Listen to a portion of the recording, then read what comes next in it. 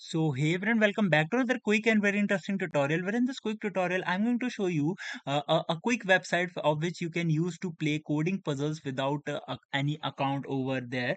Now, in order to do it, just simply open any of the browser you have. For example, if I open the Google Chrome browser, here I have to search for Flexbox Froggy